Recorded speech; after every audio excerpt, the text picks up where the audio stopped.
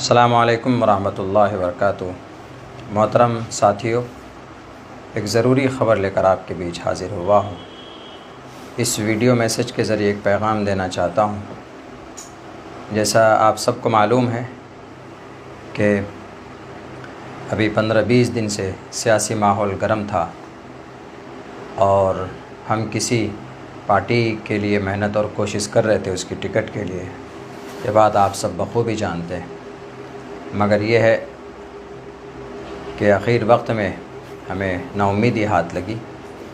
उसके बाद ज़ाहिर सी बात है कि जब आदमी काम करता है किसी प्लेटफॉर्म से, 5 साल से कोई घर बनाता है, 10 साल से कोई एक आशियाना सजाता है, ऐन वक्त में अगर उसको तोड़ दिया जाए तो उस आदमी की हिम्मत टूट जाती। वही हमारे साथ हुआ। उसके बाद हमारे चाहने वालों ने हमें हिम्मत दी कि नहीं मौलाना, आपको आज़ाद उम्मीदवार के तौर पर इलेक्शन लड़ना चाहिए। तो आखिर में ये फ़ैसला बिल्कुल मज़बूत हुआ कि नहीं, इलेक्शन नॉमिनेशन फ़ाइल करना चाहिए।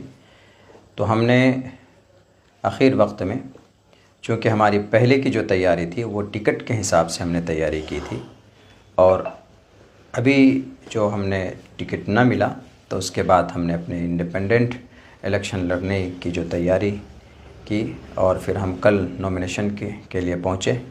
25 से 30 मिनट का वक्त हमें मिला था नॉमिनेशन हॉल में पहुँचने के लिए। हम पहुँचे, नॉमिनेशन हमने फ़ाइल किया। कुछ लोग इस तरह की बातें उड़ा रहे हैं कि मौलाना ने ज़रूरी डॉक्यूमेंट्स नहीं दिया जिसकी वजह से आज उनका नॉमिनेशन रद्द हो गया। ऐसा कुछ नहीं, मेरे पास सारे डॉक्यूमेंट्स मौजूद हैं। उसके फ़ोटो और उसके ज़ेरॉक्स हमने करा लिए थे। तकरीबन सारे डॉक्यूमेंट्स हमने जमा किए जो भी ज़रूरत पड़ते हैं नॉमिनेशन फ़ाइल करने के लिए।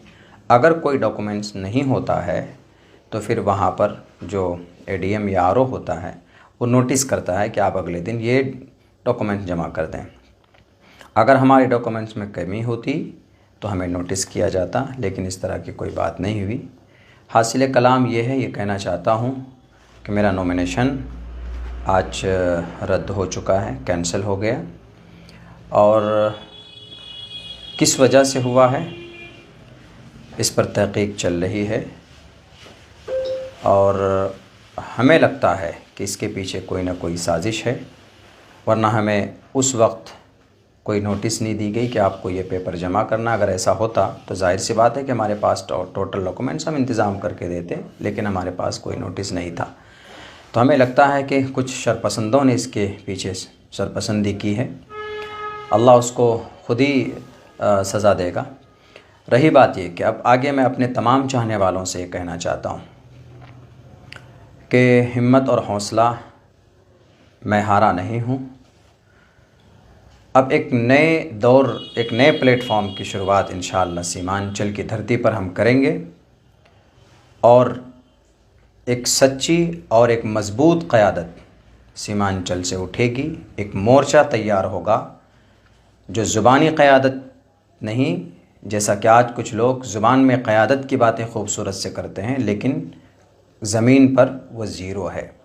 लेकिन इंशाअल्लाह सीमांचल का बेटा, यहाँ पर बहुत सारे ऐसे लोग हैं जो इस काम को करना चाहते हैं, उनको प्लेटफॉर्म नहीं मिल रहा। हम लोग मिलजुल कर इंशाअल्लाह एक नए दौर और एक नए प्लेटफॉर्म को शुरू करेंगे, और सीमांचल को आने वाले दिनों के अंदर एक नए प्लेटफॉर्म के ज़रिए से सीमांचल को इंसाफ मिलेगा, एक नई तहरीक मिलेगी। इंशाअल्लाह ये मेरा अज़्म है, ये मेरा इरादा है। यही ख़बर आप सबको देना था। आप मायूस मत होइए। ये सब प्रोसेस और प्रक्रिया होते हैं सियासत के। बहुत से लोग सवाल भी कर रहे होंगे कि मौलाना अब आप क्या कीजिएगा। तो सियासत, अभी जो हमारी ज़िंदगी के रेगुलर जो हमारे काम हैं वो होते रहेंगे।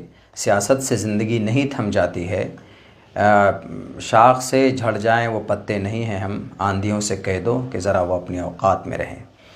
इसीलिए मैं डरा नहीं हूँ, मैं घबराया नहीं हूँ। इंशाअल्लाह आपका साथ रहा, आपकी दुआएं रही, अल्लाह का फ़ज़ल रहा, तो इंशाअल्लाह सीमांचल को बदलेंगे। कुछ गंदे लोगों की गंदी जहनीत से, कुछ झूठे और कुछ मक्कार लोगों की उनके फ़रेब से सीमांचल के आवाम को और यहाँ के माहौल को निकालेंगे। बहुत बहुत शुक्रिया। अस्सलामु अलैकुम रहमतुल्लाहि व बरकातुहू।